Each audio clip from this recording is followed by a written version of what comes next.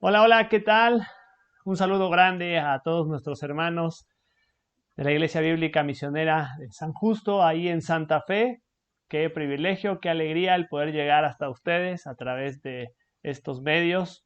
Un abrazo grande a todos nuestros hermanos ahí en Santa Fe y en todos los lugares donde pueden llegar a escucharnos. Mi nombre es Susiel Campis y junto con mi esposa Feli y mis hijos Dana, Zoe, Ayelén y Matías, servimos al Señor aquí en México.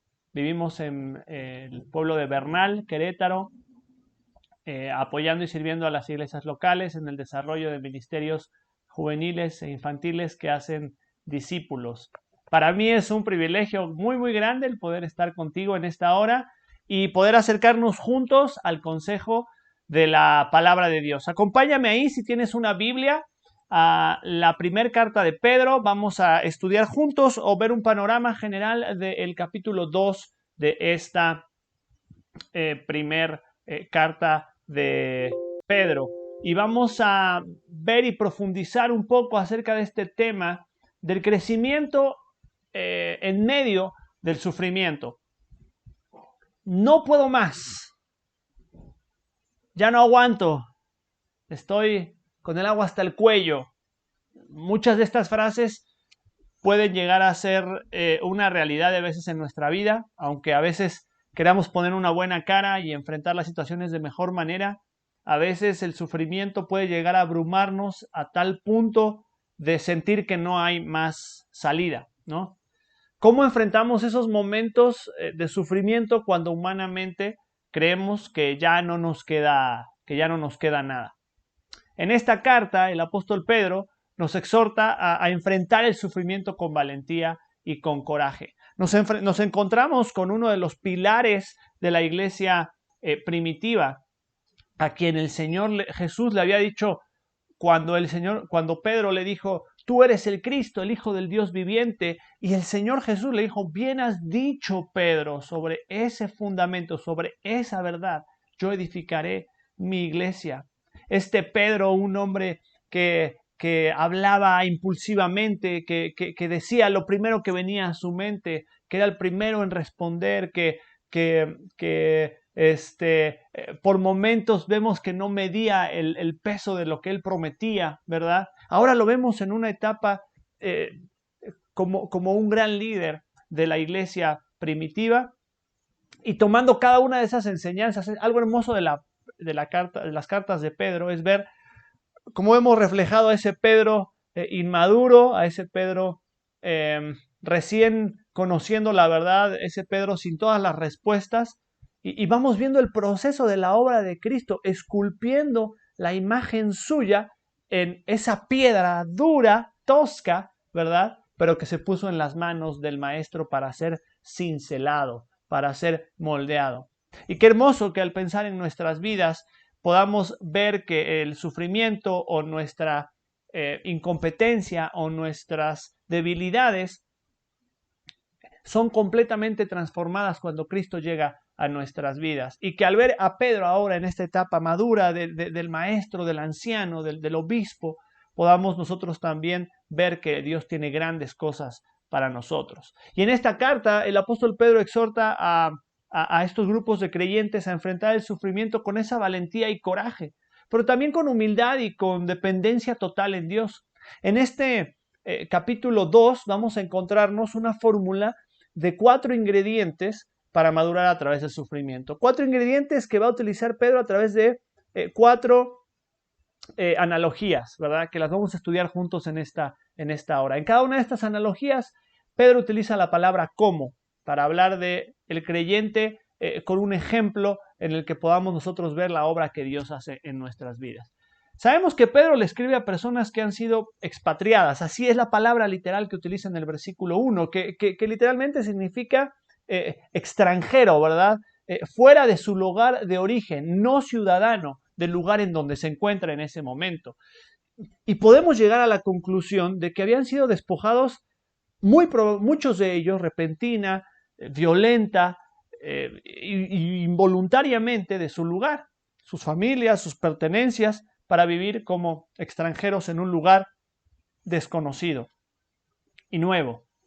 Y Pedro viene animando a estos creyentes, en su mayoría judíos, que han sido expatriados y esparcidos por toda Asia Menor, quienes habiendo perdido toda posesión terrenal, son recordados de los inconmovibles beneficios espirituales y eternos que se hallan solamente en Cristo. Y a la vez les motiva a vivir de acuerdo a la excelencia y a las glorias del Evangelio. Teniendo este grupo en su mayoría judíos, ¿verdad?, viviendo en diferentes países de regiones de Asia Menor, ahí menciona en el capítulo 1, en el versículo 1, del Ponto, Galacia, Capadocia, Asia y Bitinia. Dentro de este contexto multicultural, lleno de paganismo, de idolatría, para el judío que era tan celoso lo que significaba vivir en ese contexto, Pedro toma ese ejemplo y lo lleva para ayudarnos a entender lo que significa la vida cristiana. Como te decía, en este capítulo 2 vamos a encontrar 4 analogías que Pedro hace del creyente.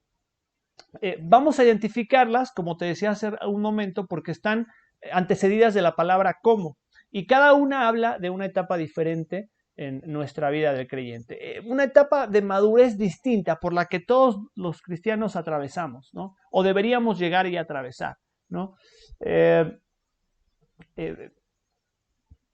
En cada una de estas etapas también Cristo se presenta como la respuesta ante esa necesidad, ¿no?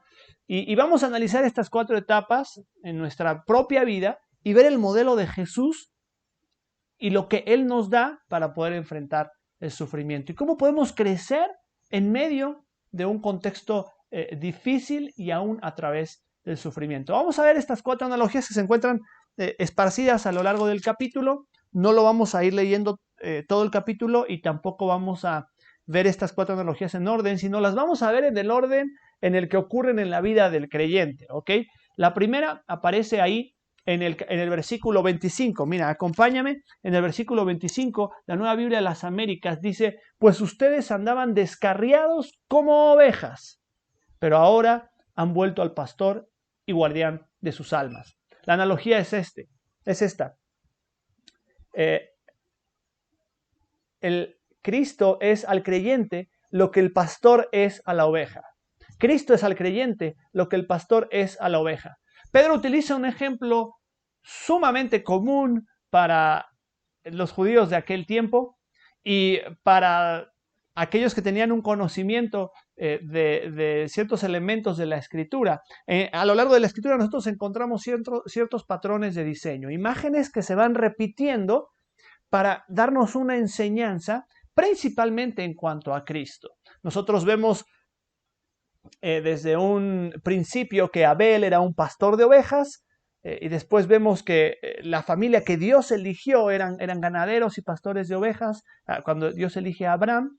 Luego vemos que David era pastor de ovejas, y cuando nosotros llegamos al Salmo 23, el salmista dice: Jehová es mi pastor. Cuando llegamos al Evangelio de Juan, encontramos entonces a Cristo diciendo: yo soy el buen pastor. El buen pastor su vida da por las ovejas.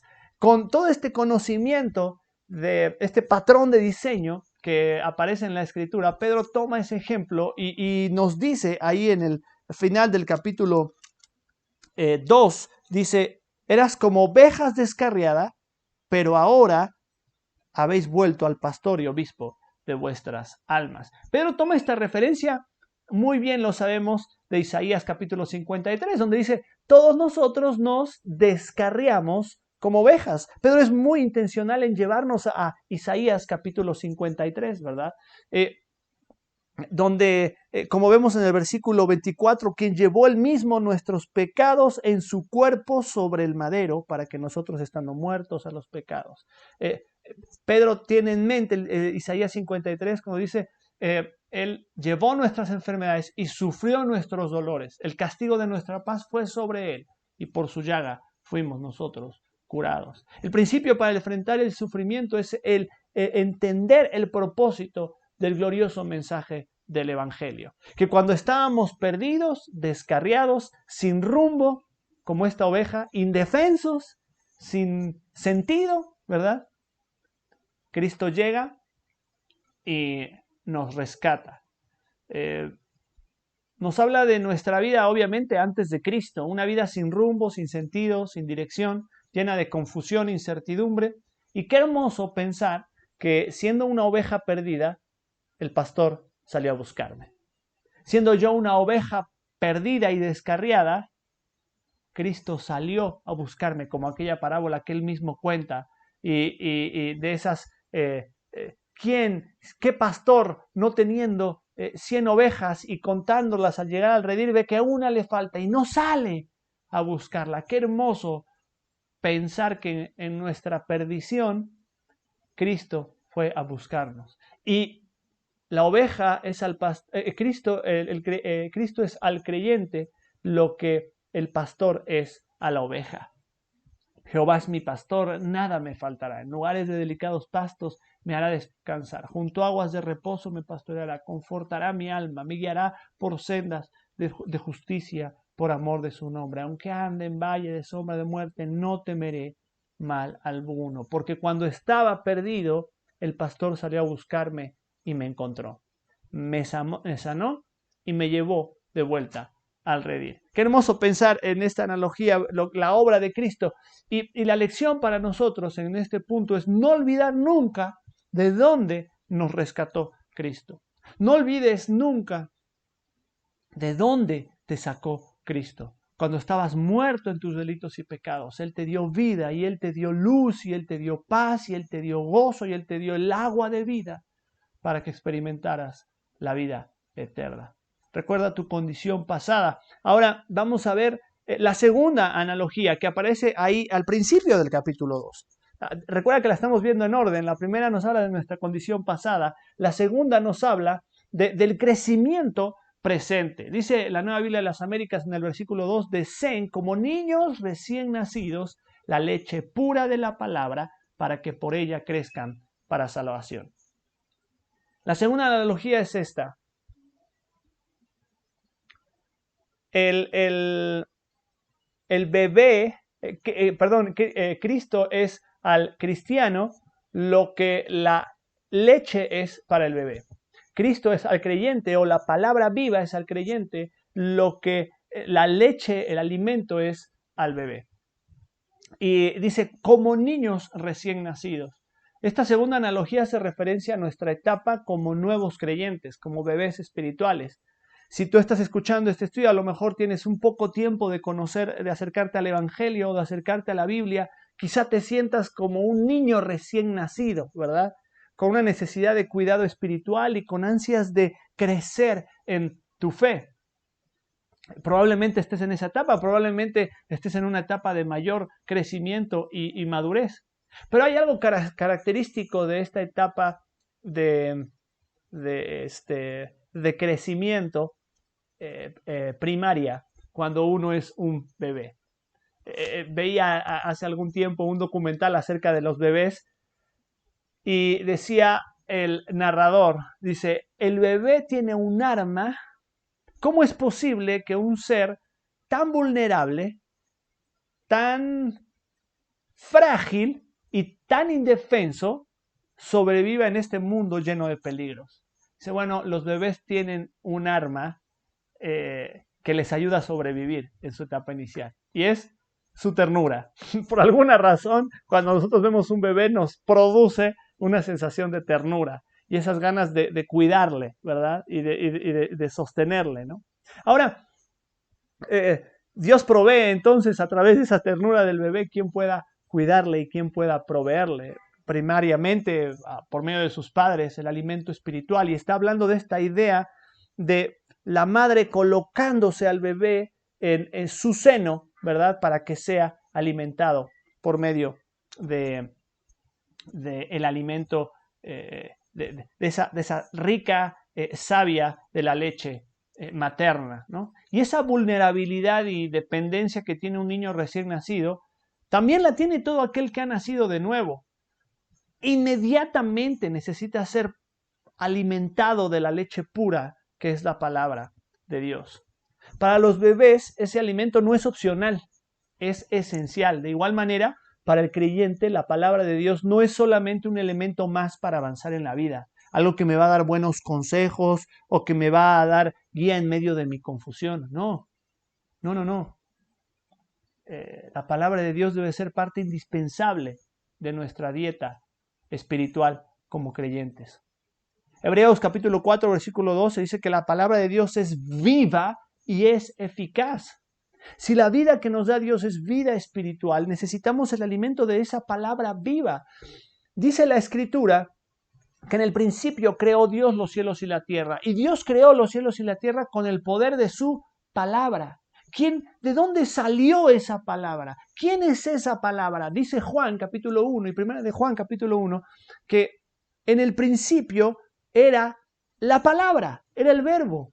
Y Cristo mismo, siendo la palabra encarnada, ¿verdad? La palabra hecha carne, es quien me equipa y me fortalece. Qué importante, mi querido hermano, mi querida hermana, es cada día abrir nuestra Biblia y venir al consejo de Dios para ser alimentado.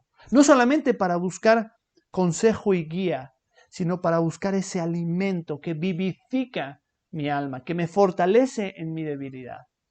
Así como nuestro cuerpo se debilita y gasta energía y necesita ese alimento y colocamos un horario para comer, Pedro le dice a estos creyentes, deseen, así como deseas sentarte a comer un buen plato de fideo con tuco, acá en México comeríamos unos buenos chilaquiles, ¿verdad? Porque tienes un anhelo de comer algo rico, pero tienes una necesidad de satisfacer, tienes una necesidad de suplir el alimento en tu propia vida. De igual forma, la palabra de Dios debe ser ese alimento que yo anhele. Dice el Salmo 42, como el ciervo brama por las corrientes de las aguas, como el ciervo va clamando y anhelando la presencia de Dios para ser alimentado y vivificado, de que de igual forma tú y yo podamos alimentarnos por medio de la palabra. Si tú te das cuenta, al final del capítulo 1, el apóstol Pedro nos habla de lo que ocurre en el nuevo nacimiento, cómo fuimos renacidos por la palabra de Dios. Si tú te das cuenta, ahí en 1 de Pedro capítulo 1, dice, siendo renacidos, versículo 23, no de la simiente corruptible, sino de la incorruptible, por la palabra de Dios que vive y permanece para siempre. Por lo tanto, esa palabra que te dio vida es la que te habrá de sostener hoy en tu caminar diario en esa vida. Por eso el capítulo 2 comienza con el desafío inmediato del nuevo creyente de desechar lo que tiene que ser desechado y anhelar lo que debe ser anhelado. Es un ejercicio continuo y constante que se debe volver un hábito en nuestra vida. Cristo es al creyente lo que la leche es al bebé, es ese alimento vivificante, la palabra viva. Hebreos capítulo 4, versículo 12, como te decía, la palabra de Dios es viva y es eficaz y más cortante que toda espada de dos filos y penetra.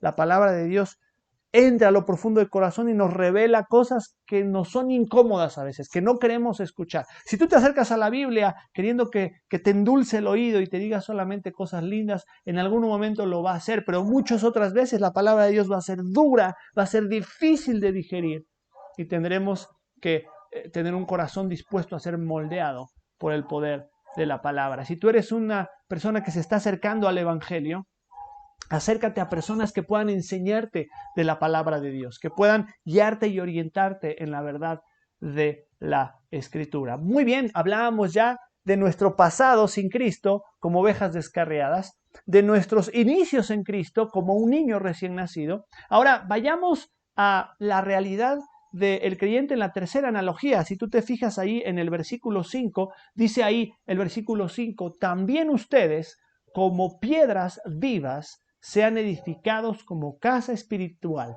para un sacerdocio santo, para ofrecer sacrificios espirituales aceptables a Dios por medio de Jesucristo. Y entonces la analogía es esta: Cristo es al creyente lo que el edificio o el fundamento es a un ladrillo, ¿verdad? Un ladrillo es tan solo una pequeña pieza dentro de toda una estructura. Y esta tercera analogía nos habla de nuestro lugar dentro del cuerpo de Cristo. Nos está diciendo que no es que simplemente somos beneficiados de poder estar en Cristo por lo que Él nos da, sino que llega un momento en el que formamos parte de Él mismo como su cuerpo. El apóstol Pablo utiliza otra analogía en 1 Corintios capítulo 12 cuando nos habla del cuerpo, ¿verdad? Acá Pedro utiliza una analogía similar cuando nos habla de un edificio. Y es interesante ver esta imagen del edificio porque nos dice, hey, este edificio no ha terminado de construirse. Dios sigue añadiendo todavía aquellas piedras que habrán de ser añadidas, ¿no? Qué curioso que Pedro utiliza un término del cual proviene su nombre, ¿no? Pedro, Petros, ¿verdad? Y Jesús mismo le dijo, tú eres Pedro, pero sobre esta Petra, sobre esta roca, sobre este fundamento. ¿Quién es ese fundamento? Es Cristo mismo. Él es la principal piedra del ángulo. Salmo 118, la piedra que los edificadores desecharon. Aquí el apóstol Pedro va a hacer una referencia directa al Salmo 118 y al profeta Isaías para decirnos que aquella piedra que habrían de desechar los edificadores ha llegado a ser cabeza del ángulo, ha venido a ser la piedra angular, la piedra sobre la cual se edifica todo el edificio, sobre la cual se sostiene el edificio. Entonces, Pedro dice, la iglesia de Dios se va edificando y se ha venido edificando por los últimos 2000 años. Dios no ha terminado de añadir ahí una piedra más. Y si tú eres un verdadero creyente en Cristo, la Biblia te dice que formas parte de este gran cuerpo que es su iglesia y que tú eres una piedra que suma, que contribuye, que forma parte de, ¿verdad? Pablo utiliza esta analogía, dice, si un miembro se duele, todo el cuerpo es afectado. Y podríamos decir lo mismo del edificio espiritual, cuando un ladrillo se quiebra o se parte, todo el edificio será afectado. Pedro utiliza este término de la piedra, ¿no? Un elemento muy simple y sin mucho valor, pero unido con otros elementos forman un edificio sólido. De igual forma, la iglesia. Qué interesante que a diferencia de lo que nos cuenta la tradición, Pedro no se considera a sí mismo esa principal piedra del ángulo, donde debía edificarse la iglesia. En el versículo 4 nos dice que es Cristo mismo esa piedra viva y angular de donde se edifica esa casa espiritual. Ahora, si bien podemos decir que la gran familia de Dios se forma por los creyentes que Él ha redimido a lo largo de la historia en todo el mundo, tenemos que entender que este edificio espiritual opera de forma real, viva, auténtica, a través de su cuerpo en la iglesia local. Y si Dios te ha rescatado y te ha redimido, Él ha provisto de un grupo de creyentes con el cual tú puedas edificarte y crecer en tu fe. Ahora, no es opcional, querido, así como la leche no era opcional, la iglesia no es opcional. Alguno podrá decir, no, pero en la zona donde vivo no hay buenas iglesias. Si te pregunto, ¿qué es una buena iglesia? Si las iglesias están llenas de personas malas, pecadoras, ¿verdad? ¿Acaso algún predicador alguna vez dijo, mira, si encuentras la iglesia perfecta, no vayas, porque tú la vas a echar a perder? Y la verdad es que la iglesia está llena de personas rotas, de personas imperfectas, que vamos siendo perfeccionados por medio de la obra de Cristo. Y es ahí, en el seno de la iglesia local, donde Dios nos anima a ejercitar nuestra fe, a formar nuestro carácter, a amarnos los unos a los otros, a perdonarnos los unos a los otros, a soportarnos los unos a los otros, a edificarnos los unos a los otros, a exhortarnos los unos a los otros, a animarnos los unos a los otros. Y Dios te llama a formar parte de este cuerpo que es su iglesia. En este tiempo podemos pensar que la iglesia de Dios está sufriendo el no poder estar reunida, pero Dios ha provisto de medios para que la iglesia pueda seguir creciendo y edificándose. Busca los medios para mantenerte conectado con tu iglesia local. Tienes a tu familia de la fe, este grupo de redimidos, la manada pequeña, como le dijo el Señor Jesús. Y Dios le enseña esta tremenda necesidad que ahora el Hijo de Dios tiene de esta relación de interdependencia con sus hermanos. Ahora hablábamos de que Cristo es al creyente lo que el fundamento del edificio es al ladrillo. Un ladrillo en sí mismo no construye nada, ¿verdad? Pero Él es la roca. Y fíjate lo que Pedro tenía en mente. Pedro seguramente tenía en mente ahí a Moisés en el capítulo 15, 16, 17 de Éxodo, cuando él golpea la roca y sale agua, que Él es la roca de la cual sale el agua. Y el Salmo 61, cuando dice, Señor, cuando estoy muy agobiado, llévame a la roca que es más alta que yo. Y al Señor Jesús, cuando el Señor es el sermón del monte, que dijo, aquel que oye mi palabra y la pone por obra, lo compararé a un hombre prudente que edificó su casa sobre la roca. Este patrón de diseño del que hablábamos, ¿te das cuenta? Ahora nos habla de Cristo como esa roca, ese lugar seguro, ese lugar inconmovible sobre el cual Él edifica su iglesia. Por eso el Señor Jesús dijo, las puertas del Hades, ni las mismas puertas del infierno van a prevalecer contra su iglesia, porque yo la he establecido y no prevalecerá contra ella. El Señor hace que su iglesia, aún en medio de las tormentas, y vinieron lluvias y soplaron vientos y golpearon contra aquella casa, y la casa que dice no cayó, ¿por qué? Porque estaba edificada sobre la roca. ¿Sobre qué está edificada tu vida, querido? ¿Cuál es el fundamento sobre el cual estás edificando tu vida? ¿Es el fundamento de la palabra de Dios, de la obra de Cristo, a través de lo que Él te enseña por medio de su Espíritu Santo y su iglesia? Bueno, el Señor sigue edificando su iglesia y ni las puertas del infierno van a prevalecer contra ella.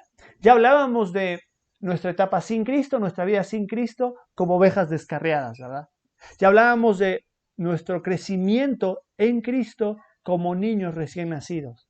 Ya hablábamos de esta importancia de esta comunión perseverante como piedras vivas. Vamos a ver la cuarta analogía que utiliza Pedro en este capítulo, en el versículo 11, cuando él nos dice, ahí en el versículo 11, me permito leer en la Nueva Biblia de las Américas, amados, les ruego como extranjeros y peregrinos que se abstengan de las pasiones carnales que combaten contra el alma. Pedro utiliza una figura muy conocida para sus receptores, la de un residente temporal. Es la palabra que aparece ahí en la Nueva Traducción Viviente es la de un residente temporal, que es la misma palabra que aparece en el capítulo 1, en el versículo 1, cuando dice expatriados, ¿verdad? Está hablando de alguien que vive fuera de su país de origen y que sabe que ese lugar no corresponde a su ciudadanía, ¿no? Los receptores de la carta de Pedro conocían perfectamente esta imagen, ¿verdad? Esta analogía. Y alguien que estaba en un lugar solamente de paso, que sabía que su lugar temporal de residencia no era permanente, ni mucho menos eterno. Nos habla de alguien que no está dispuesto a acostumbrarse al lugar donde está, que no tiene motivos suficientes para echar raíces en donde está, que sabe que está solamente ahí de paso. Y no hay nada que haya en ese lugar que haga que se aferre al lugar en donde está, que eche raíces. No hay motivo para echar raíces. Y como te decía, es la misma palabra que utiliza en el versículo 1 para hablar de los expatriados. Y es interesante una figura curiosa cuando nosotros llegamos a nuestro lugar de residencia, ¿verdad? Cuando tú llegas a tu casa después de un día de trabajo, después de un peregrinar, de andar en la calle o de la labor del día, y llegas a tu casa, uno espera que la casa sea un lugar de descanso, ¿verdad? En tu casa puedes relajarte, aflojarte el cinturón, ponerte las sandalias, sentarte en tu sillón, estás en tu casa, ¿verdad? Pero Pedro le dice, hey, este no es el caso. Lo que estamos viviendo ahora en esta tierra, no te acostumbres, no te acomodes, no te aflojes el cinturón. En el versículo 13 del capítulo 1 dice, ceñid los lomos de vuestro entendimiento. ¿Sabes qué se refiere a eso? Dice, oye, estamos en batalla, ¿eh? Estamos en una realidad en la cual debes tener cuidado de no acomodarte. Por eso la Escritura nos exhorta y nos dice ahí en Romanos capítulo 12, versículo 2, no os conforméis a este siglo, no te acomodes, no tomes la forma de. Si te llegas a sentir cómodo en el lugar en donde estás, es que algo no anda bien en la realidad de la vida que Dios tiene para ti. El peregrino es aquel que entiende que está de paso, que aún no llega a su casa. La esperanza de llegar al hogar es la que lo sostiene y los placeres temporales no lo retienen.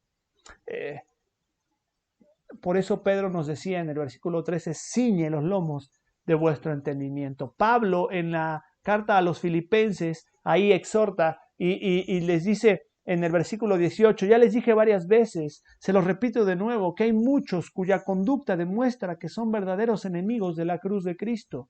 Van camino a destrucción, su Dios es su propio apetito y se jactan de cosas vergonzosas y solo piensan, presta atención, versículo 19, solo piensan en la vida terrenal. Está hablando de personas que van buscando su satisfacción, su plenitud, su pleno entendimiento en las cosas de este mundo y de esta tierra. Y le dice, no, espérate, no te confundas. Versículo 20, nosotros somos ciudadanos del cielo, dice la Nueva Traducción Viviente. Nuestra ciudadanía está en el cielo, donde vive el Señor Jesucristo, y esperamos con mucho anhelo que Él regrese como nuestro Salvador. Y la analogía es esta. Cristo es al creyente lo que la patria es al extranjero. Cristo es al creyente lo que la patria es al extranjero. Es el lugar anhelado. Como dice Hebreos capítulo 11, dice que se miraban, se sostenía Abraham como viendo al invisible porque anhelaba una patria mejor. Esto es la celestial, ¿verdad? Los que creemos en Cristo entendemos que esto es temporal, que Dios va a transformar esta realidad presente corrompida, contaminada por el pecado, y Dios habrá de crear un cielo nuevo y una tierra nueva. Esperamos, tenemos esa esperanza bienaventurada en la venida del Señor Jesús. Amén. ¿Crees en esta verdad? Y es entonces donde Cristo ahora se presenta como esa patria celestial, aquel lugar anhelado, ¿verdad? C.S. Lewis, muy famoso escritor, el escritor de las Crónicas de Narnia y de múltiples escritos cristianos, Simple o Mere Christianity, mero cristianismo, él dice, si encuentro en mí mismo deseos que nada en este mundo puede satisfacer, la única lógica explicación es que fui creado para otro mundo. Si encuentro en mí mismo deseos que nada en este mundo puede satisfacer, la única lógica explicación es que fui creado para otro mundo. Bajo esta premisa es que Pedro pone las bases del carácter y de la conducta del creyente. Y más adelante en este pasaje vas a ver cómo cuando Pedro dice, eres extranjero y peregrino, fíjate cómo dice en el versículo 11, yo ruego como extranjeros y peregrinos que os abstengáis de los deseos que batallan contra el alma. Esa palabra batallan es la palabra griega strateuo, de donde nosotros obtenemos nuestra palabra estrategia, que era un término militar. Dice, estos deseos en nuestra alma que van combatiendo con el verdadero Espíritu de Dios que nos guía a la obediencia, ¿verdad?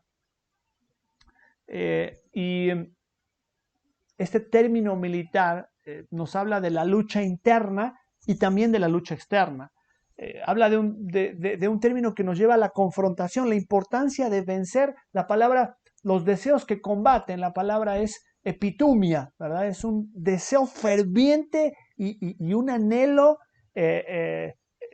insaciable, ¿verdad? Un anhelo que necesita ser saciado inmediatamente, ¿verdad?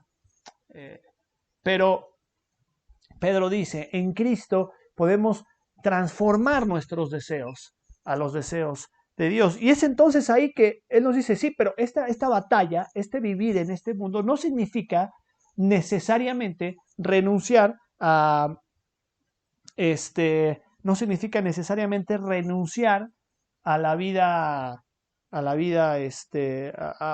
a la obediencia y a la honestidad y a vivir una vida en anarquía total porque este mundo no es mi hogar. No, al contrario, fíjate lo que dice el versículo 12 y el versículo 13 y el versículo 14. Manteniendo buena vuestra manera de vivir entre los gentiles. Manteniendo buena vuestra manera de vivir.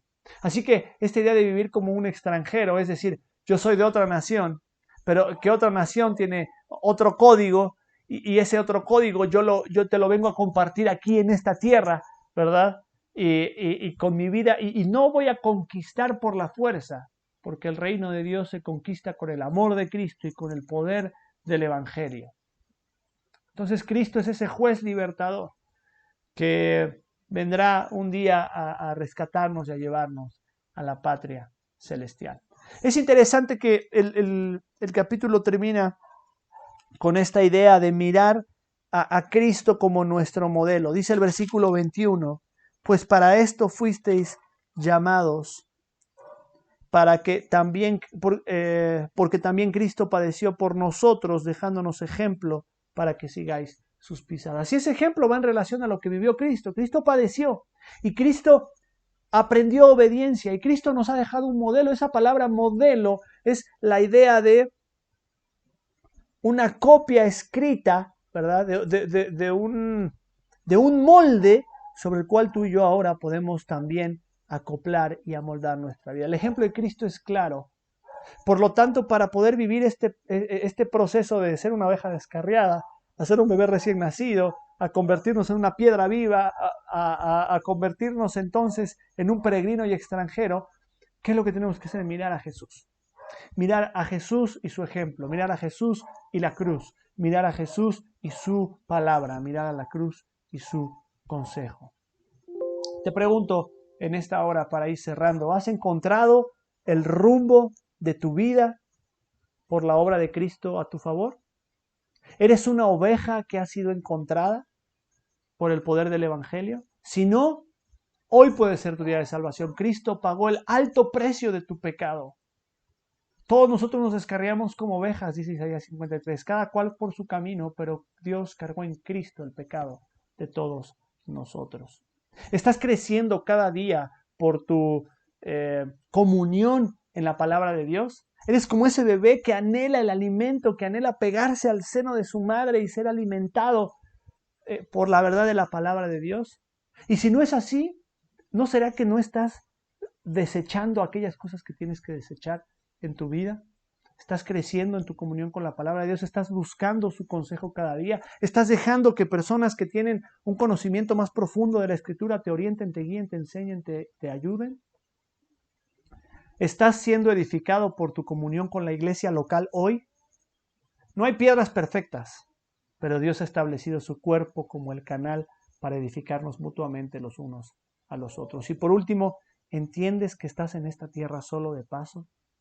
¿Entiendes que no hay un motivo suficientemente fuerte para echar raíces acá? Que nada se compara a la patria celestial. ¿Esperas que el Señor venga a llevarnos a esa patria? Y esa es la esperanza que el apóstol Pedro nos enseña en este capítulo 2. Que Dios te bendiga. Me gustaría orar para terminar. Gracias, Padre, por tu bendita palabra. Obra por medio de ella y tu Espíritu Santo, conforme a tu voluntad en el corazón de cada uno de nosotros. En el nombre de Jesús. Amén. Que Dios les bendiga y nos encontramos, espero que en alguna oportunidad próxima. Hasta pronto.